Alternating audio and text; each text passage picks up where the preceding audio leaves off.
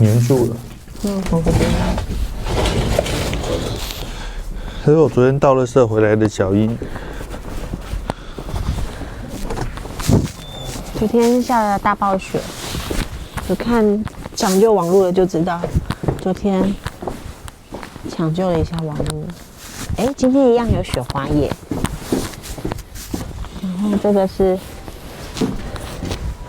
昨天这个人没有铲的。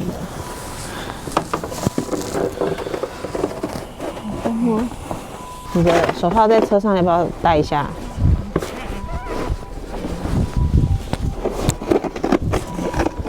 这很顾着铲雪。哎，我们好像还没有时间做雪人。就滑雪场做啊。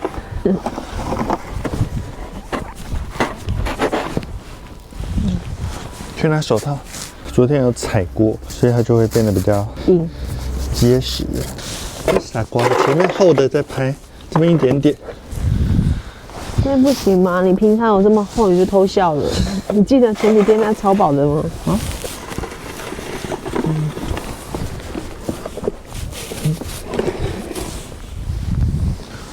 よいしょ。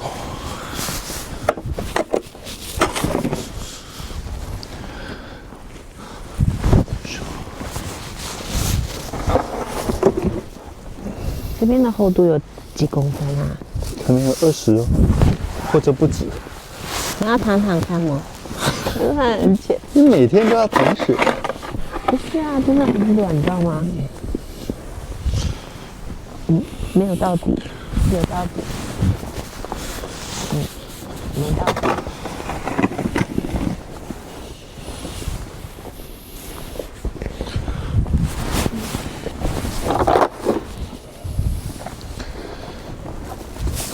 你拍这么长的吗？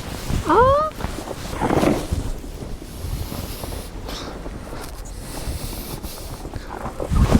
那这已经堆得像小山一样高了。真的，铲雪有没有什么姿势比较不会受伤？就是不要用你的背不要弯，就是这么简单。背不要弯，对背。或者你可以买一个那个辅助工具，你前面就不用压低，它可以这样子踩。有辅助工具，到时候到大卖场的时候有看到再跟大家分享。好哦。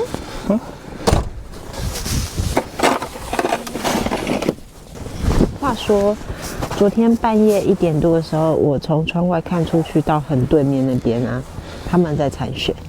然后你昨天倒垃圾的时候，好像也是1点吧。斜对面的邻居也在铲雪，所以这边常常半夜铲雪是有机会。然后我记得有一次早上6点的时候，看到前面的年轻太太在铲雪，随时随地都有人在铲雪。发现这边已经融化，而且它变成冰柱。经过店家有这种冰柱，小心，因为它有些很大又很尖，这样掉下来。今天是铲比较久啊。对啊，因为昨天这边没有铲啊，比较厚。而且我现在距离很远，每铲一铲都要拉这么远的距离。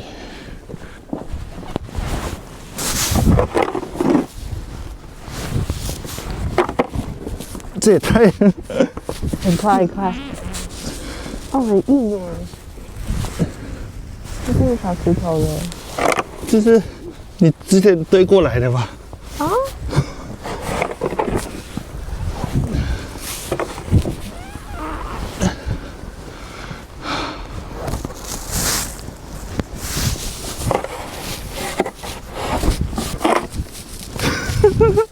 哎呀，落差很大，很高哎。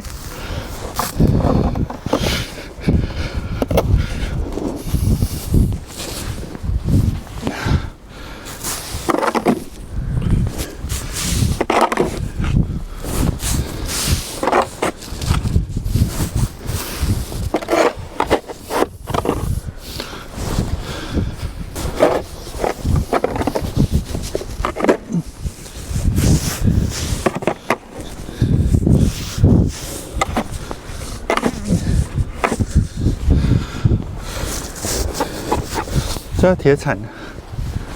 铁铲，那你要打开铁卷门。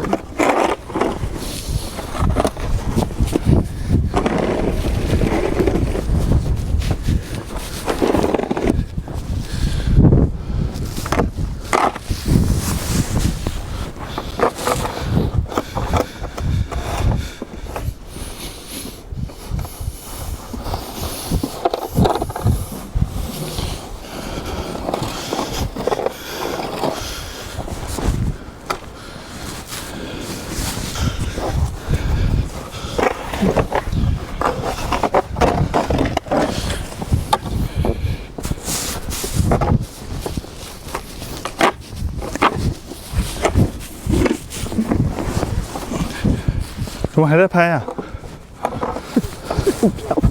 可以。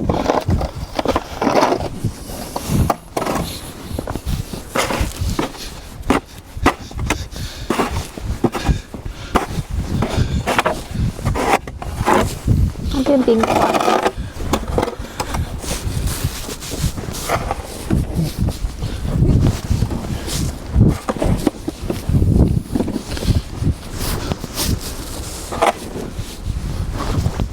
这边比较高，你拍出来有落差的，这么高。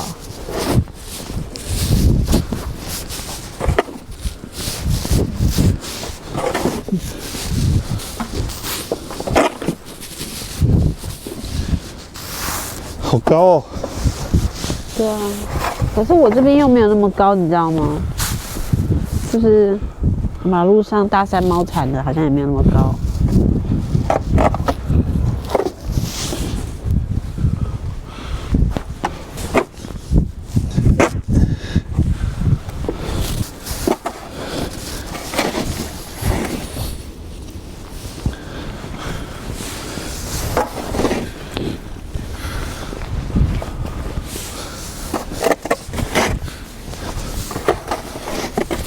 那下面很硬的。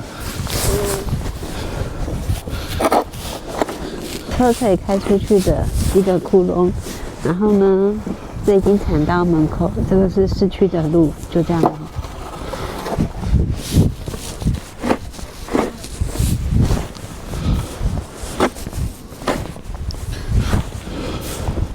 现在是早上11点半左右，我们现在11点半还算早上吗？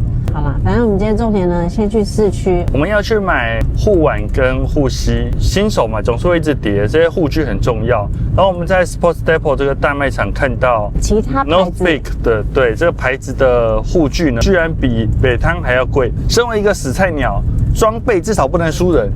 我最近看网络上啊，其他也是在日本买房子的人，一样有一些人去攻击他们说，哦，你们在日本买房子不好，那个日本的房子都没有人要，然后以后会很麻烦什么之类，就是一样一堆负面的留言。我个人的分析啊，我觉得像这样子的人，大部分都是属于利用这种行为来强化自己立场的正确性，也就是说，他在寻找论点去支持自己的选择。那就好像他可能认为，或者是他已经在台湾置产了，所以他觉得他的选择是对的，他在强化这个论点，其他的地方不好，要来台湾买才好，或者是要来哪里买才好，要增强自己。或者我们可以换一种白话文的讲法，就是他在寻找同温层，就是他要增强他自己的，强化自己的论点，藉由否定别人。那这样不是很累吗？就是不是就你做了一个这么大的决定，如果有人肯定你，不是很好吗？如果没有人肯定你，那我就自己来肯定我自己了，或者是我借由否定别人来肯定我自己。他这个行为就好像说，你走在路上看到路边有个乞丐在啃馒头，你会说：“哎呀，那个馒头不好吃，我跟你讲哦，要牛肉面，牛肉面才好。你那个馒头哦，真的是很难吃。正常人不会去管乞丐吃什么嘛，对，所以说同样的道理。”你都不会去管乞丐在吃什么馒头还是吃牛肉面的，那你怎么会去管别人房子买在哪里呢？真的干你什么事啊？而且好不好是我们自己感觉啊，也不是，就是有一些留言我会觉得啊什么，就是哦，当然我不是鼓励大家来日本买房子，因为它的使用目的就跟你在台湾买房子不同。在台湾买房子是居住需求，我们在这边的岩见泽的房子是我们的一个旅游据点。这两个立场是不是立场，这两个使用目的是完全不同的。它没办法取代你在台湾的房地产哦，所以其实也不用赞说哪个地方买才好。哦，一定会有人想说，那你干嘛选北海道？也有很多这种留言。我跟你说，我们每年冬天都几乎往下雪的地方跑，已经好几年来北海道了。其中有一年是去什么东北吧，那个青森那里。但我觉得北海道还是比较香。目的地在你的左边。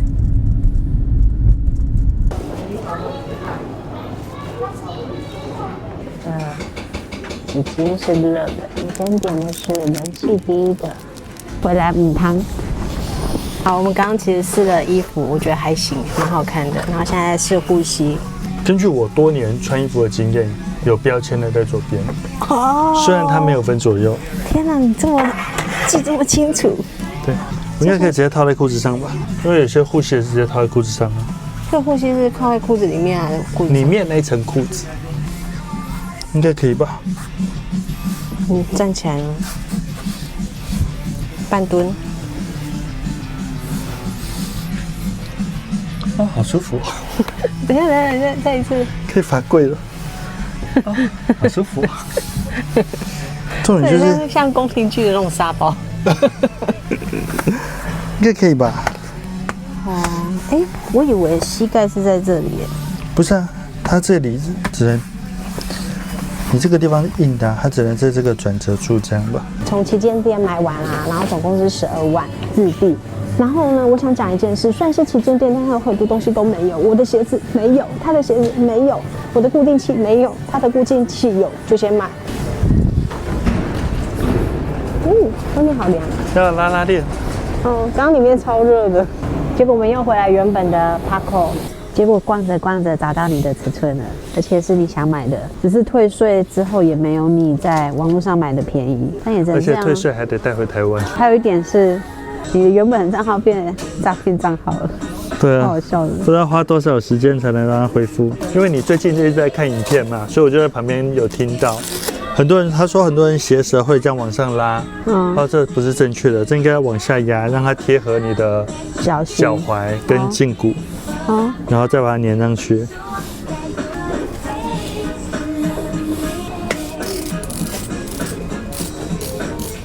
可以吗？最后确认。应该可以吧47000，还有东西没有买完，真的花很多钱。我觉得没有网购损失超多的，东西要带回去的行李，跟再下次再带过来。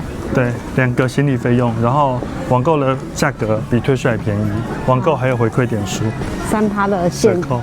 对啊，光这个3%就是，算了，就这样。网络上找的，来这间有停车场，听说实景 spot 试试看咯。这一进来感觉就很大，怎样？没有什么鞋子，ski 的东西比较多，就是 snowboard 的比较少。然后向右转。没有 Google 每次给的路都好奇怪。真的，我跟你讲，那不是我手晃，是车晃。OK， 现在又来到了这一家比较大间，找看看。全札幌最大，没有之一。我好奇那脚踏车停了多久？有吗？哎，看起来蛮多的。走吧，没有。所以 Sports Depot 都是最低阶的。向左转，然后即将抵达目的地。肚子饿了，决定来吃个熟悉的萨莉亚。然后我想说的是，你刚刚不是在滑手机，你说怎么样？就 Facebook 一直会有广告啊，然后它前阵子其实一直都有写说外国人优惠10%的，可是一直都是查无下文。今天开始又出现外国人10%优惠，也就是等于退税的意思，等于网购退税，就不用带回台湾。那我们今天到底在忙什么？可是官网也没有我的尺寸。没有吗？没有。所以你要现场买？现场也没有啊。我们是在别间体育店买到的，就简单的先随便吃的，晚上回去再煮好吃的。有多巴西有卖你要买的鞋子，这卖电器的。电器行有多巴西。你刚说你怎么了？ Google Gemini 骗我，他跟我说这边有，我来这边根本没有。然后我跟他讲，就是我知道错了，我告诉你错误资讯。那他自己跟你讲说他错了，对啊，不要太相信 AI， 他会骗人。要再进城了。路过而已，路过。觉得札幌机的学真的超多。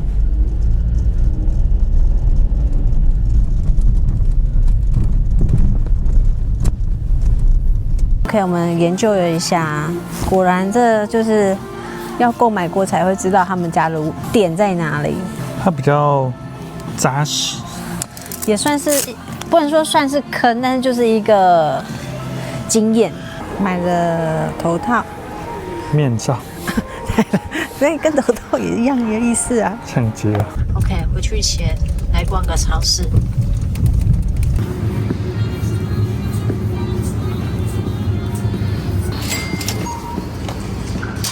哎，我想跟大家分享一下，我们刚刚不是有买那一捆线吗？你手上的那一捆线，对，所以这线要干什么？你要不要讲一下？这个纸资源回收要把它捆好，有报纸类、杂志类跟纸箱。而且纸类1个月只回收一次，也就是说明天你今天晚上要捆好。如果我们错过时间也没有关系啊，超市门口就有回收据点。哎，这看起来会很难吗？不知道，应该不会很难。哎，是不是可以换钱啊？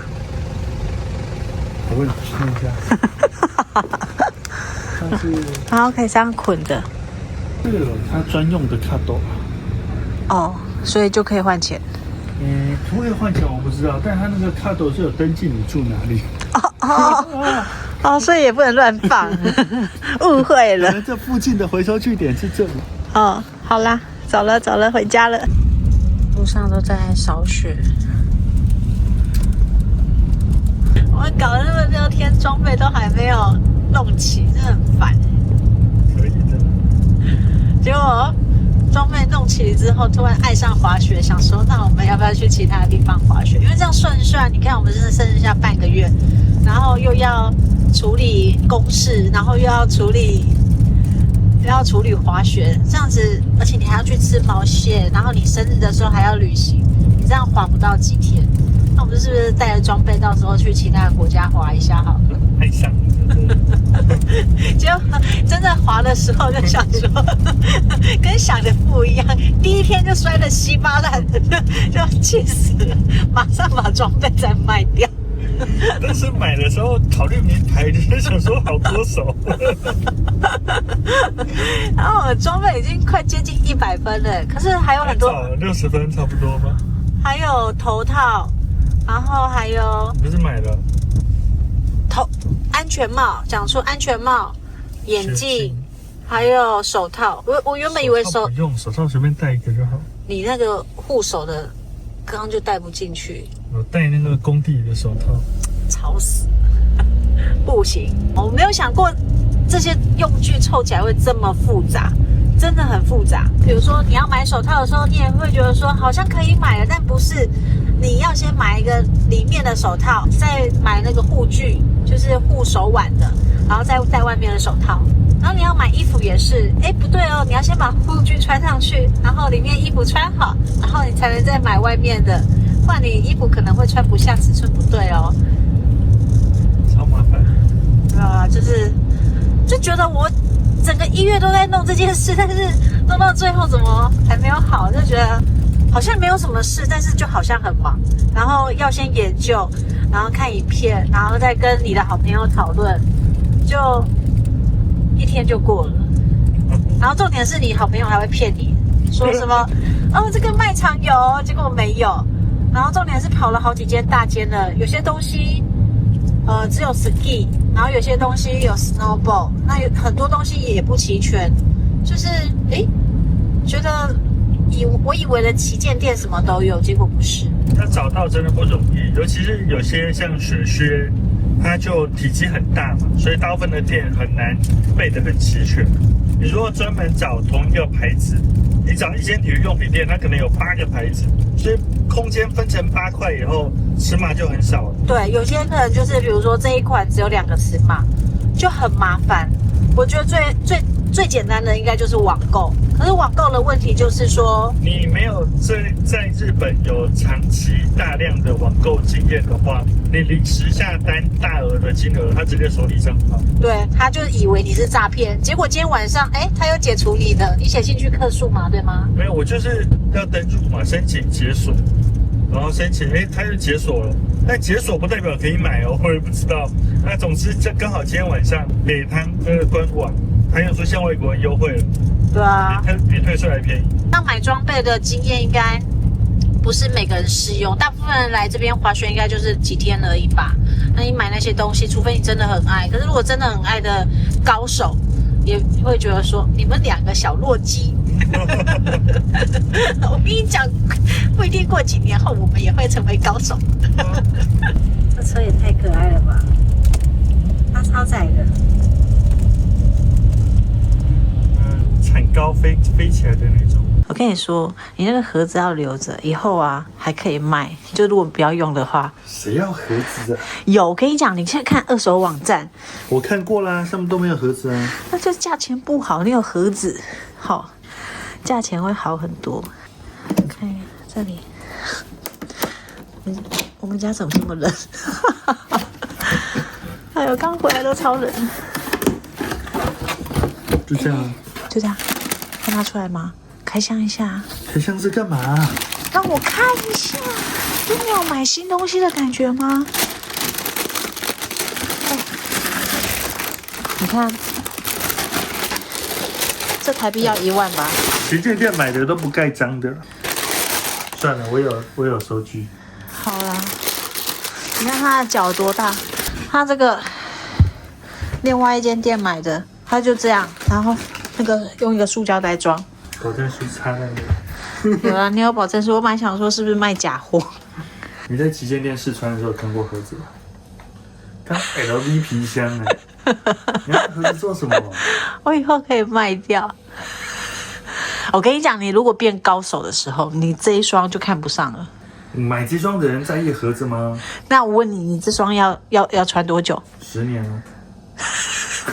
我就不相信。我滑雪板就是买10年的。滑雪板不会坏啊，你脚会弄。算了。